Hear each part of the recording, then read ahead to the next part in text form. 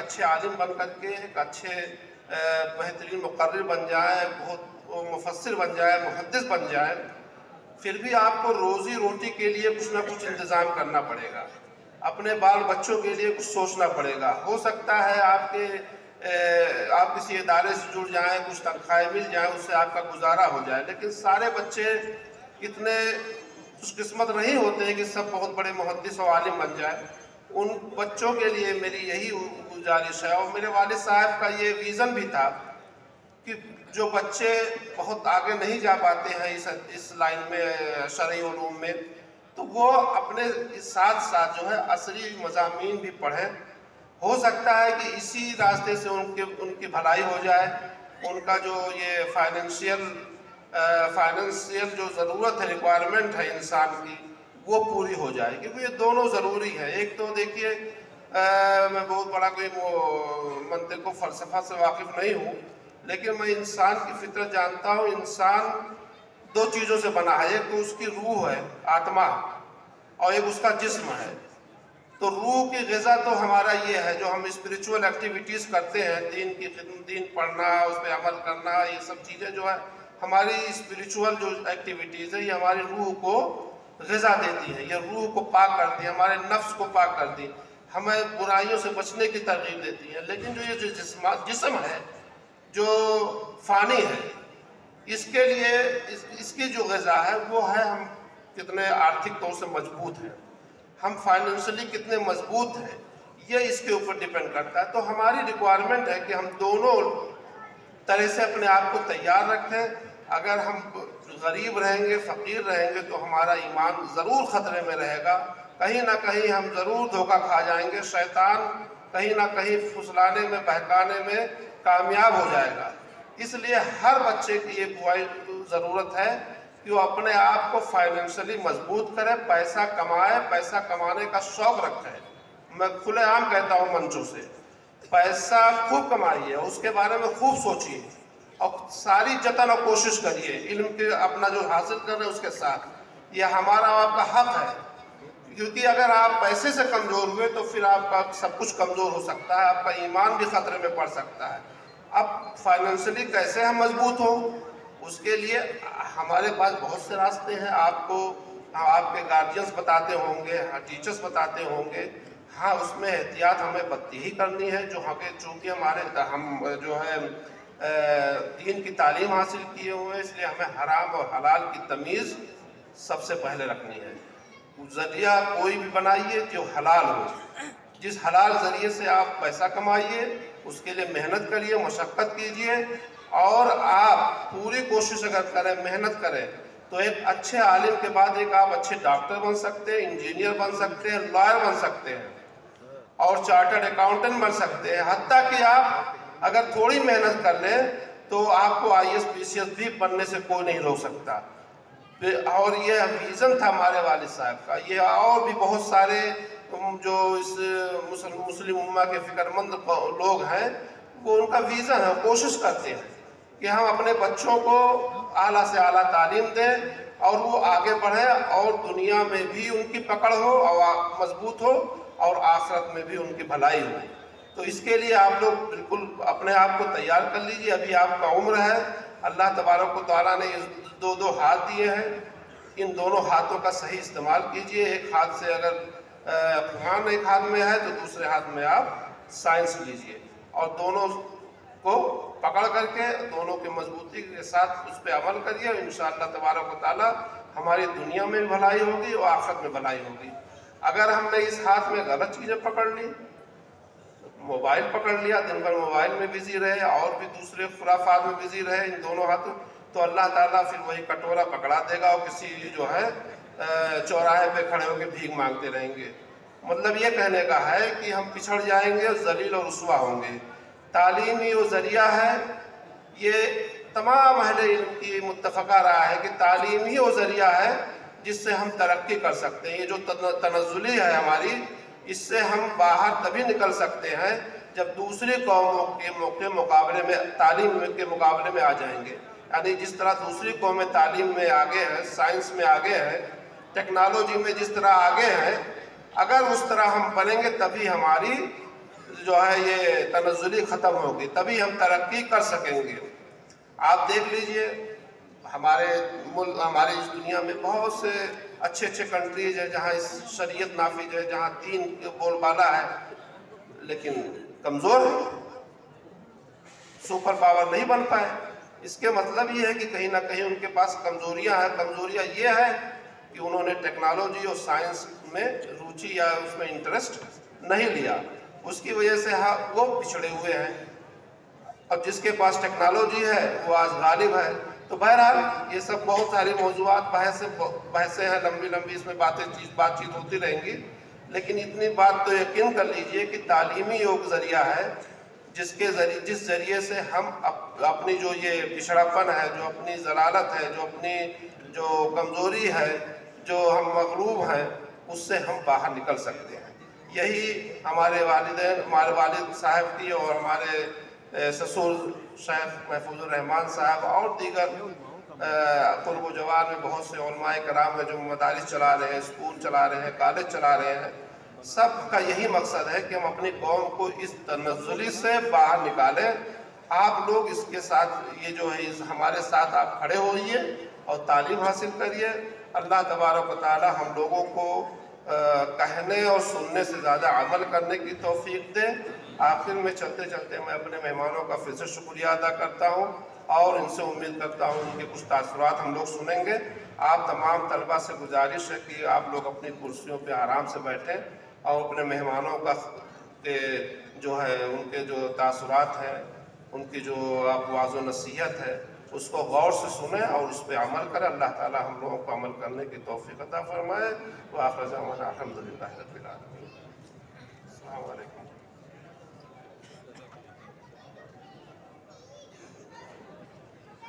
जज़ाकुमुल्लाह खैरन व अहसनल जज़ा।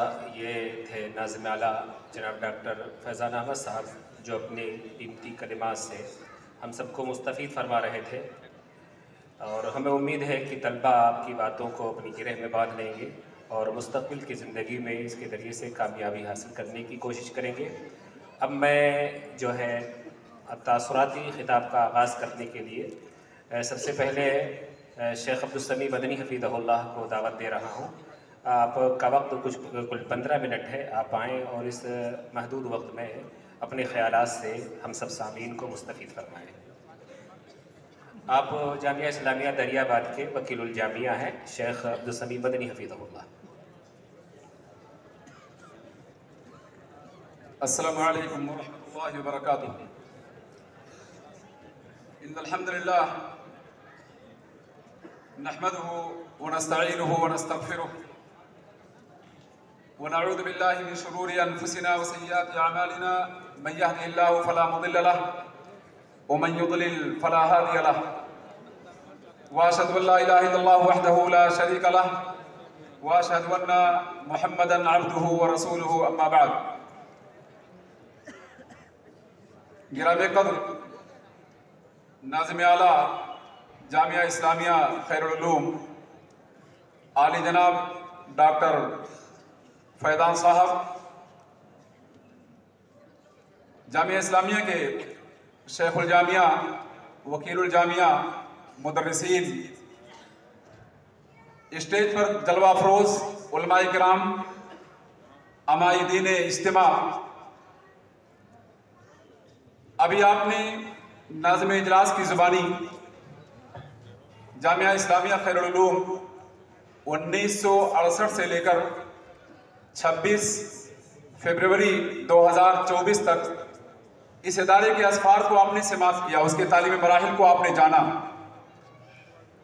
56 साला मेहनत का नतीजा आज इस खूबसूरत इजलास की शक्ल में आपके सामने मौजूद है, और आपने डॉक्टर साहब के एहसासात को, उनके अपने दिली जो दर्द है महसूस किया, समाप्त किया कि इस इदारे के तई, तलबा के तई, असातिज़ा के तई, इलाके के तई, कौम के तई क्या पैगाम आपके दिल में है, और आप इस इलाके को, इस मुल्क को तामीर और तरक्की के किस मराहिल पर ले जाना चाहते हैं।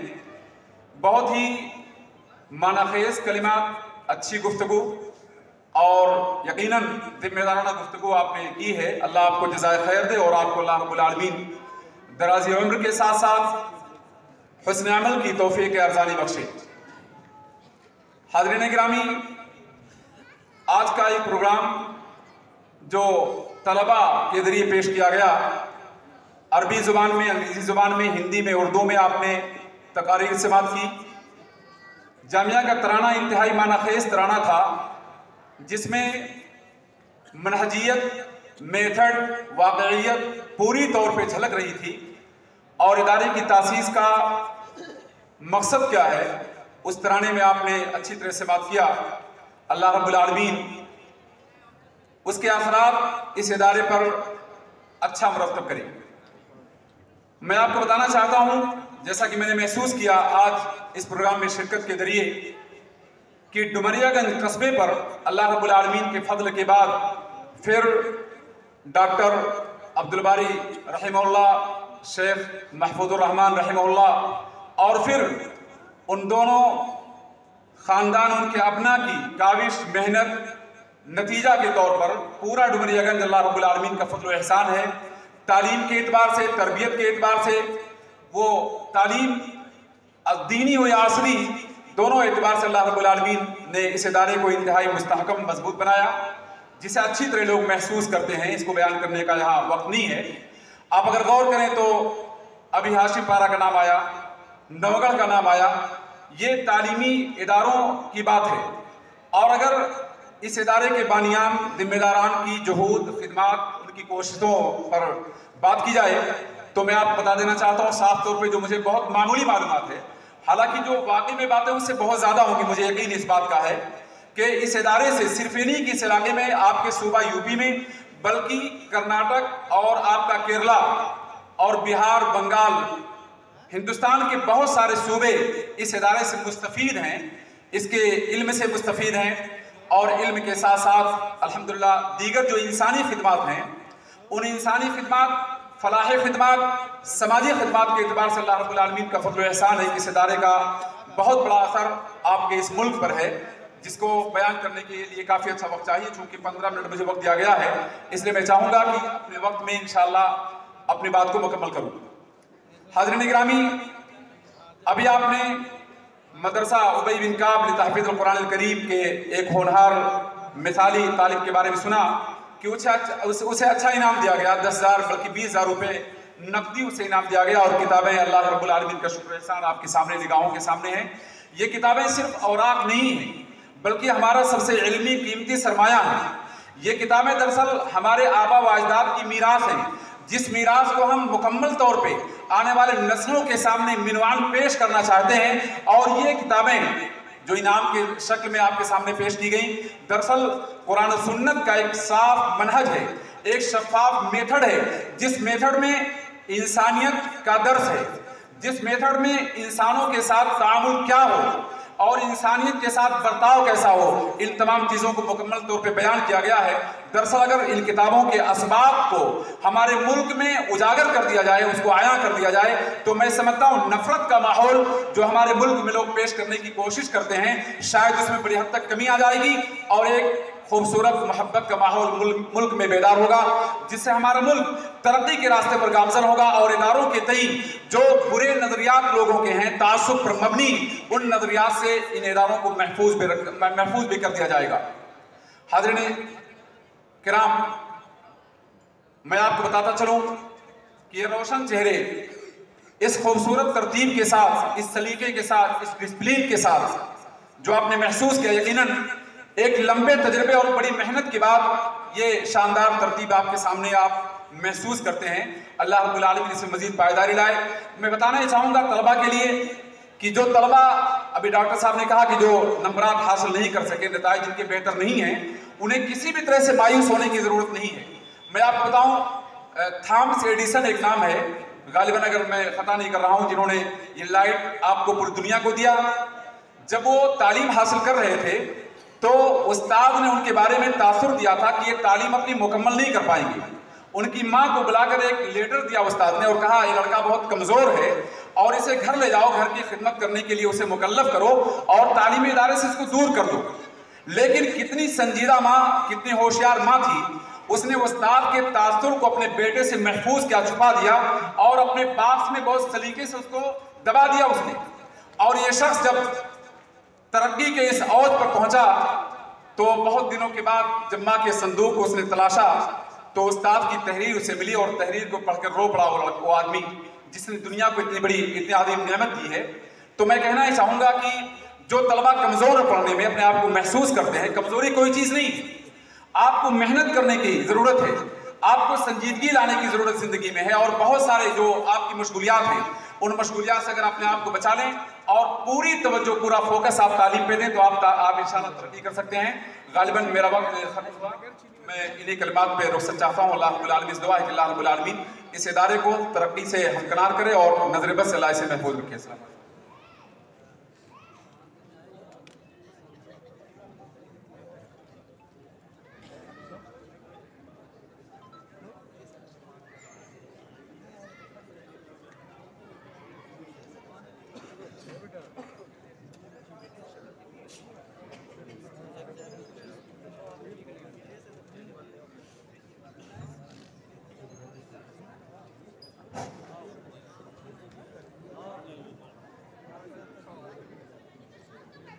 जज़ाकुमुल्लाह खैरन अहसन जज़ा। आपने अभी शेख अब्दुस्सबी मदनी हफिज़हुल्लाह वकीलुल जामिया जामिया इस्लामिया दरियाबाद के कीमती कलिमात और नसाए समात फरमाए।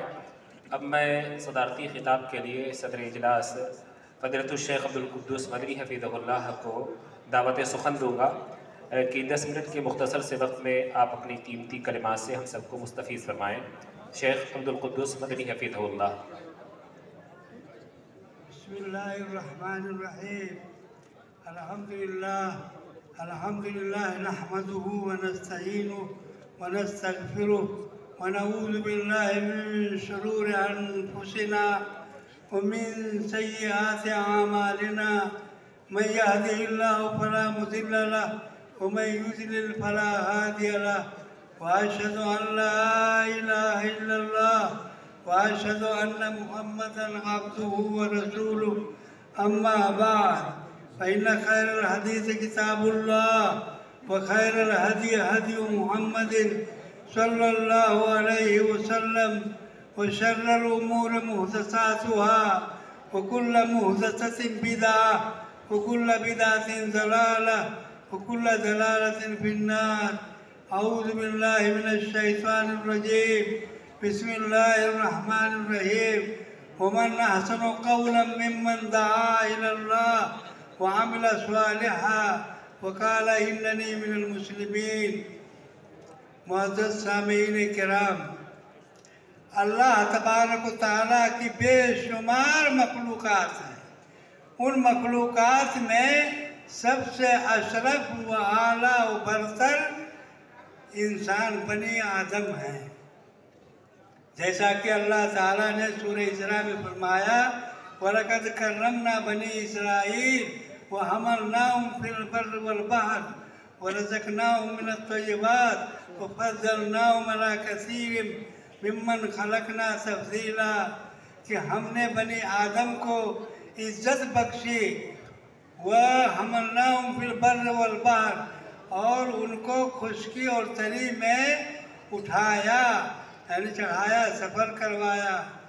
वो रज़क़नाहुम मिनत तय्यिबात, और उनको मैंने किस्म किस्म की रोज़ियाँ, अच्छी किस्म की रोज़ियाँ अता फरमाई। वो फ़ज़्ज़लनाहुम अला कसीरिम मिम्मन खलक़ना तफ़ज़ीला। हमने जिनको पैदा किया है उनमें से अक्सर लोगों पर इनको फजीलत बख्शी, और इंसानों में सबसे अफजल व बाला व बरतर मोमिनीन सालिहीन हैं। जैसा कि अल्लाह तबारक तआला ने सूरह बय्यना में फरमाया, इन्नल्लज़ीना आमनू व अमिलुस्सालिहात उलाइका हुम खैरुल बरिया। कि जो लोग ईमान लाए, मुवहिद हुए, और लेकिन ज़बान ही से सिर्फ नहीं मुवहिद बने बल्कि उसको अमली जामा भी पहना, व अमिलुस्सालिहात, और नेक अमल किया, उलाइका हुम खैरुल बरिया, ये मखलूक़ात में सबसे बेहतर हैं। तो मेरे अजीज़ों और दोस्तों, मखलूक़ात में सबसे बाला उबरतर बनी नौ इंसान है। तमाम मखलूक़ात और बनी नौ इंसान में सबसे बाला उबरतर मोमिनीन, मोहिदीन और अमल सालेह करने वाले लोग हैं। और मोमिनीन में सबसे अफजल अम्बिया और रसूल हैं। अम्बिया और रसूल हैं क्योंकि ये अल्लाह सुब्हानहू तआला के बरगुज़ीदा हैं, अल्लाह ताला के एलची हैं, पैगंबर हैं। और अम्बिया और रसूल के बाद उलमा हैं, क्योंकि उलमा जो है ये वरसतुल अम्बिया, ये अम्बिया के वारिस हैं। इसी तरीके से अल्लाह ताला ने फरमाया, जैसा कि अल्लाह ताला ने फरमाया, वमन अहसनु क़ौलन मिम्मन दआ इलल्लाह व अमिला सालिहा व क़ाला इन्ननी मिनल मुस्लिमीन, कि उससे बेहतर किसकी बात हो सकती है? यानी किसी की बात नहीं हो सकती, यानी उससे न उससे कोई बेहतर हो सकता है, न उससे बेहतर किसी की बात हो सकती है जो लोगों को अल्लाह की तरफ बुलाए, दावत दे। वे दावत देने वाले कौन हैं? उलमा हैं, दकातरा और इंजीनियर नहीं हैं, बल्कि ये उलमा हैं। जो भी अल्लाह ताला की तरफ दावत दे वो सबसे बेहतर है, उससे बेहतर किसी की बात नहीं हो सकती।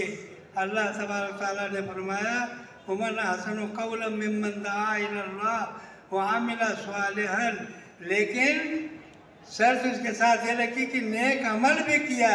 ये नहीं कि लोगों को तो अच्छी बात की तरफ दावत देता है लेकिन खुद वो अमल से कासिर है, बल्कि वो नेक अमल भी करता है। वो काला इन्ननी मिनल मुस्लिमीन, और बाकी दुआर वो कहता है कि मैं मुसलमान हूँ, मैं मुसलमान हूँ। किसी किस्म की कोई पोशीदा अपनी बात को, अपने ईमान को पोशीदा नहीं रखता है, बल्कि बाकी दुआर अलल ऐलान कहता है कि मैं मोमिन हूँ, मैं मुसलमान हूँ। अल्लामा इब्न कसीर ने अपनी तफसीर इब्न कसीर में हसन बसरी रज़ी अल्लाह रहमुल्लाह का एक कौल नकल किया है कि हसन बसरी रहमुल्लाह जब इस आयत को तिलावत करते तो कहते, हाज़ा हबीबुल्लाह, ये अल्लाह का हबीब है, अल्लाह का, हाज़ा खलीलुल्लाह, ये अल्लाह का जिगरी दोस्त है, हाज़ा वलीउल्लाह, ये अल्लाह का वली है, हाज़ा खैरु खल्क़िल्लाह, ये अल्लाह के मखलूक़ात में सबसे बेहतर है। क्योंकि उसने पहले से ये कहा कि मैं मुसलमान हूँ, और मुसलमान होने के साथ साथ उसने अमल साले भी किया। अमल साले करने के साथ साथ उस अमल साले की तरफ लोगों को दावत भी दी है, तो उससे बेहतर कोई नहीं है। अल्लामा इब्न क़य्यिम रहमुल्लाह अपनी किताब मिफ्ताहुद्दारुस सआदा में रकम तराज है, वो कहते हैं कि इस आयत से उलमा और दुआत की फजीलत व बरतरी साबित होती है, इस आयत करीमा से। इसलिए उलमा के बारे में, अल्लाह के उलमा कौन हैं?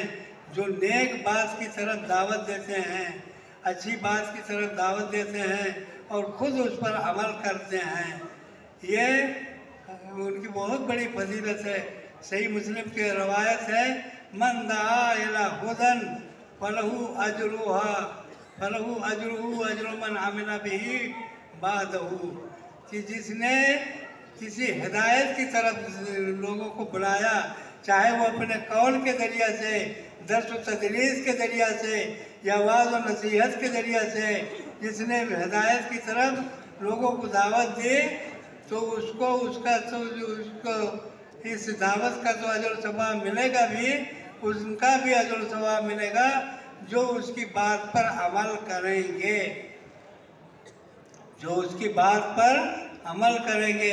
इसी तरीके से अल्लाह के रसूल सल्लल्लाहु अलैहि वसल्लम ने पढ़ने और पढ़ाने वालों के बारे में फरमाया, खैरुकुम मन तअल्लमल कुरान व अल्लमहु, कि तुम में सबसे बेहतर, बगैर किसी इस्तिस्ना के, नबी करीम सल्लल्लाहु अलैहि वसल्लम ने इसी तफसील का सिगा इस्तेमाल किया कि तुम में सबसे बेहतर वो है जो पढ़े और पढ़ाए, वो तुम में सबसे बेहतर है। लेकिन बड़े अफसोस का मकाम है कि आज पढ़ने पढ़ाने वालों को, कुरान की तालीम हासिल करने वालों को हकीर समझा जाता है, जबकि अल्लाह के नज़दीक वो सबसे ज़्यादा बाला व बरतर है, क्योंकि वो अल्लाह के कलाम को याद करते हैं, अपने सीनों में पैवस्त करते हैं और इसका विरद करते हैं। और कुरान याद करने की, पढ़ने की कितनी बड़ी फजीलत है, इस हदीस से अंदाज़ा कीजिए जो इसको अब्दुल्ला बिन मसूद रज़ियल्लाहु ताला अन्हु रिवायत की है। वो कहते हैं कि मन करा हरफ मिनल कुरान फलहु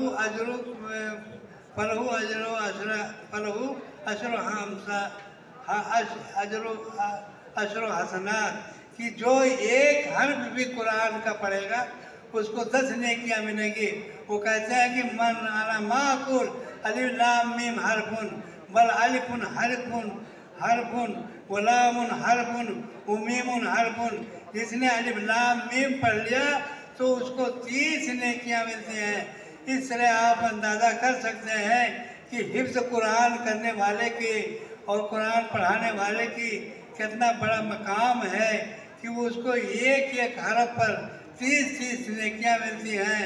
वो एक हाफिज को एक आयत के याद करने में कितनी बार उसको रिपीट करना पड़ता है, कितनी बार उसको दोहराना पड़ता है, कितनी बार पढ़ता है, तो एक एक आयत पर उसको कितना अजर व